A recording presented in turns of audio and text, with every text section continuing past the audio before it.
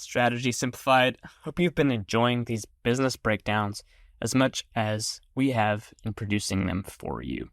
Before we get to today's episode, just wanted to share a quick update and a request. So number one, the update is that you can expect to get these business breakdowns on the first and third Wednesdays of each month going forward. So set your alarm, set your calendar to tune in every first and third Wednesday of each month.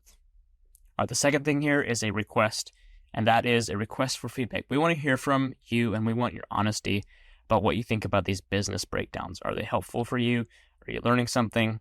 Is there something you'd love to learn about? Is there a company you'd love to learn about?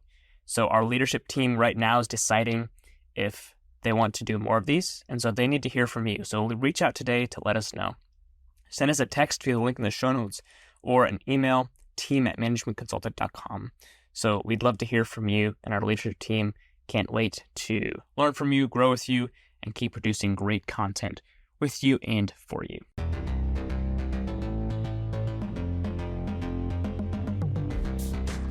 Nvidia.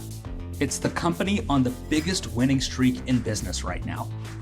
You probably already know that Nvidia has accreted more market cap in shorter time than any other company in history. But we're not here to talk investing today. We're here to talk about the nuts and bolts of Nvidia's business. And I will be the first to admit that I am not a technical expert, and I'm not an expert on Nvidia's business. The goal for Jenny Ray and I today is to break down Nvidia's business in such a way so that we can increase and expand our understanding of what the business model is, how Nvidia makes money, and what it should be focused on looking into the future. Before we look into the future, let's just look at current state for a minute and get aligned on some key high-level data for this incredible company. Let's start with annual revenue. Nvidia's annual revenue is around $96 billion. And it's Q2 2020. That's it, right? No big deal, right? Just up from 95.5, Naman, or like what happened in the past? So Q2 2024, Nvidia generated $30 billion on the top line. That was 122% year over year growth. More impressive to me, Jenny Ray, is the operating income. So on that $96 billion run rate, we have operating income of almost $60 billion. That's 68% operating margin. It's unreal. This is a business that's growing quickly and has expanded its margins to heights that I've not seen many other businesses reach. Now, what the heck does Nvidia sell? Right? You might have heard a lot, Jenny Ray, about this company, what they do, right? They're involved somehow in this AI revolution that's taking place. But what is it that they actually sell? So Nvidia, at a high level, has really three lines of business. So they have a compute and networking business that includes the chips and the GPUs that enable a lot of the AI processes and large language models that are being built right now. So chips and GPUs. They have a data center business. And then they have a graphics card business as well. So chips and GPUs that enable AI functions, chips and GPUs that enable non-AI functions like graphics card, automotive chips, etc., and then data center revenue. That's really what Nvidia does and the value that they provide inside of this ecosystem. So now that we have a sense, Jenny Ray, of just the financial metrics around Nvidia, what they do, what would you be thinking about if you were on Jensen Huang's leadership team?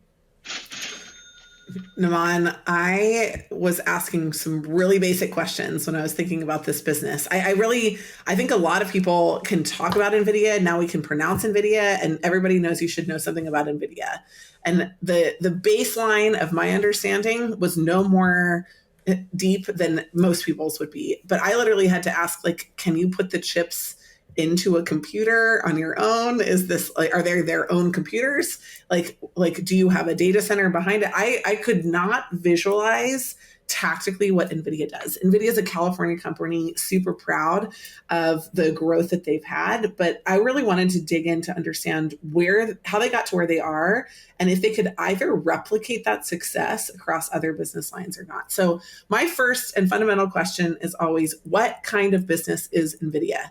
Is it a fixed cost or is it a variable cost business? And up until really the late 2023, Nvidia was a variable cost business, and a pretty good one at that. They made some of the best graphics cards in the industry. They were supporting robotics. Their chips are top of the line, specialty niche chips that are premium in certain categories. And so they have done an amazing job of taking technology. There's, of course, R&D in the technology at a baseline, but there is incremental construction cost and delivery cost. Each of these are done on a price per unit basis for each one of their items. And so historically, Nvidia has been a almost entirely variable cost business, and their focus has been maintain margins, right? Focus on premium segments, make sure that you have high prices. From a cost perspective, they definitely have thought about suppliers and driving down costs of suppliers. But for the most part, it's really been price management. Like, how can I drive up the margin on each of my items? So they would be the luxury brand of chip makers. And that's, when we didn't know anything about Nvidia, or when I didn't know anything about Nvidia, I think there are probably people like gamers and other folks that have known about them for a while. That's where they've been. What I'm really interested in about Nvidia, and if I were on the leadership team, this is what I would think about, is that Nvidia is shifting their entire business model. They're moving from a variable cost business, a chip producer, to a fixed cost business, a service provider, from a leveraged service perspective. And that's really where you see this explosive data center growth, where they're recognizing that the utilization of their chips in market is only one piece of the service that people are going to need. And they are really building out that capability. And so I would think about how we could do that across multiple different segments, and even segments that don't use our chips. So that would be one of my key focus areas. But the shift right now that we're starting to see, it's still not by a percentage of revenue over the tipping point, but we're getting really close, is that movement from the variable cost business to the fixed cost business. So back to you. If you were on the leadership team, what are some of the metrics you would care about, knowing that we've been a variable cost business, we will be likely a fixed cost business going forward? What would you care about? What would you manage to? How would you think about where Nvidia is? Yeah, January, great question. The way that I thought about this is, how would I mitigate risk? So Nvidia is a fantastic business. There's a lot of good things happening. We have incredible margins across our different product lines and segments, but this isn't necessarily a fairy tale. There are still sharks in the water. And so the first thing, if I was on Nvidia's leadership team, that would potentially keep me up at night a little bit, is our customer concentration. Did you know that 40% of Nvidia's revenue comes from just 4 clients? Microsoft, Meta, Alphabet, and Amazon. So there is concentration risk that I would be concerned about if I was at Nvidia. Now, those 4 companies that I just listed are fantastic companies. They are high growth companies. They're not disappearing tomorrow, but they're also facing their own headwinds. And when so much of my top line and so much of my growth projections are reliant on the CapEx of 4 companies, then there's naturally concentration risk that I would be concerned with. So as I'm looking at these premium chips, these luxury brand chips that I'm selling, one of the things, if I'm at Nvidia, that I'm intuitively understanding is that there's a limited market for my highest end chips. So not everybody is going to be investing in AI capability the way that those 4 tech companies are. And so what I'm going to be focused on is maximizing my margin and my profit per chip, but also thinking about how I can mitigate that concentration risk so that I can ensure a more sustainable future for my business. And to me, the way that I think about mitigating that concentration risk is by expanding my data center footprint. Because not everybody in the market is going to need to spend the billions in CapEx that Microsoft is spending on Nvidia's chips to power ChatGPT. but there are a lot of use cases for a lot of different businesses around data center management and services, etc. And so I'd be thinking about and focusing on growing my data center business, which I would expect is already the highest margin business for me, to expand my customer footprint. What if you could find work that was meaningful, but didn't come with a standard toxic corporate workplace culture? At Palm Tree, we think we have exactly that, and our colleagues would agree. We're a consulting firm focused on the world of private equity and M&A. We do good work, and we're proud of that, but we also invest heavily into building a people-first culture.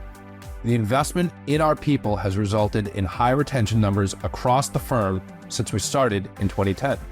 If accounting, strategy, analytics, banking, and working with the world's smartest and kindest people sounds like the kind of work you'd enjoy, consider applying for a role at Palm Tree. Visit our careers page at palmtreellc.com or find the link in this episode's show notes for more information. Third, I would also be concerned about supplier concentration. This is another concentration risk that Nvidia faces. So TSMC, Taiwan Semiconductor Manufacturing Company, is the only manufacturer with the expertise to mass produce Nvidia's graphics processing units. So these GPUs are used for both AI and video game use. There is Can I stop you there? You're saying that there's one company that can produce this? Like, we don't even have two or three. There's one in the world that can do this? There is one company that can mass produce these at the scale that Nvidia needs to continue to fulfill its growth trends and expectations. So there's incredible concentration risk by having just one manufacturer who can mass produce these chips and these GPUs. And it doesn't help, and it wouldn't necessarily help my sleep to know that this supplier, this manufacturer, is based in Taiwan. And there's geopolitical risk that's also associated with having my biggest manufacturer be in that part of the world. And so we're not going to get into the ins and outs of geopolitics today, but I would really be concerned about customer concentration risk, about growing my data center revenue as a result of that, and then also seeing if I can diversify my manufacturing concentration as well and not be beholden just to TSMC. So good.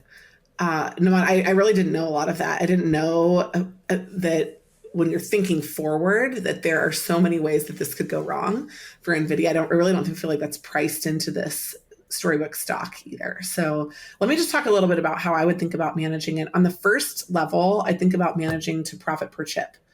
And one of the first questions I asked, I think we were looking at some of the numbers. It was, extraordinary. It's almost infinite profitability per chip that they have. And so, thousands and thousands of dollars, like on the orders of tens of thousands of dollars. And then many of their customers, like you mentioned, I didn't know the concentration, but I knew that they were purchasing a large volume of these chips from them.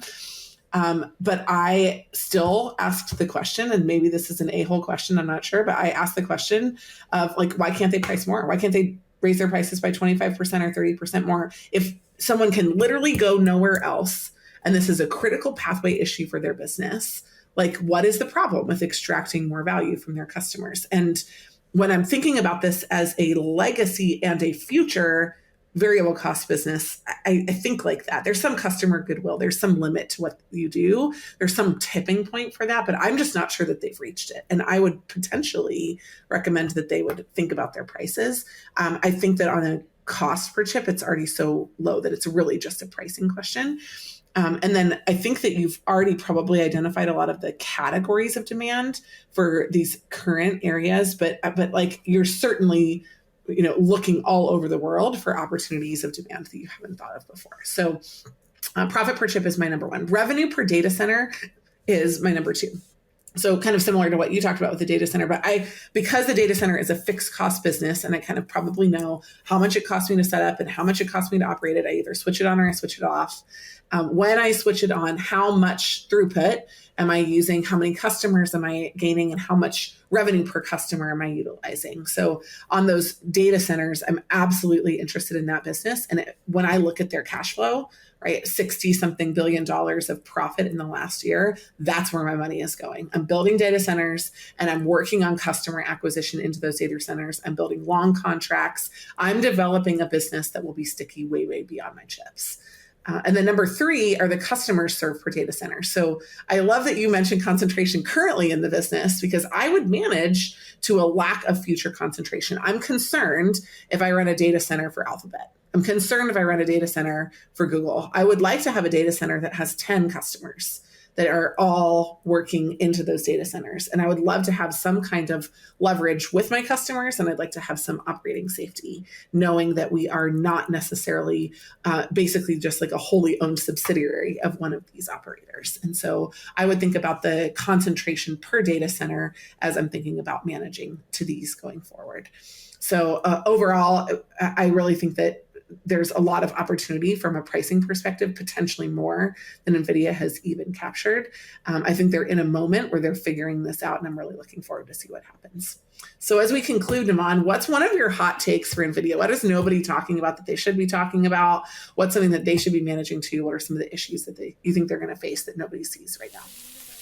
Yeah, I've got 2 hot takes for Nvidia. Number 1 is I think by the end of the decade, Nvidia could be the largest or one of the largest energy consumers on the planet. These data centers that they're rapidly building out are incredibly energy intensive and energy hungry. And so you might see Nvidia start to try and manage energy and power costs in a different way and start to manage to that metric in a way they're not managing now, if the data centers are as power hungry as I think that they're going to be. So if we were doing this episode 5 or 10 years from now, that might be one of the metrics we would have mentioned that we are not mentioning today. And to be clear, that's still a fixed cost, right? Like we are still going to have a baseline of energy consumption. It's and you're going to have incremental ones as you open up new data centers, but per each one, it's just you turn the lights on, it's energy hungry. You turn them off, it's not. But there's a baseline of power that they're going to have to be able to supply themselves. And that baseline is going to go up and to the right very, very quickly. The second hot take that I have for NVIDIA is really not a hot take as much as it is a prediction, which is that this incredible free cash flow that NVIDIA is realizing, they are going to reinvest in staying at least a generation ahead of the competition when it comes to these chips. So NVIDIA's Blackwell chip that they're selling now is really, compared to what the rest of the market has, next generation technology. And if I was at NVIDIA, one of the things I'd be thinking about is how I'd reinvest some of that capital instead of returning all of it to shareholders into continued R&D to continue to kind of build and expand the moat that I have around my chip business as I'm building out these data centers for the future. Naman, those are so good. They're better than mine, to be honest. I feel like the only hot take that's truly hot on NVIDIA is overblown.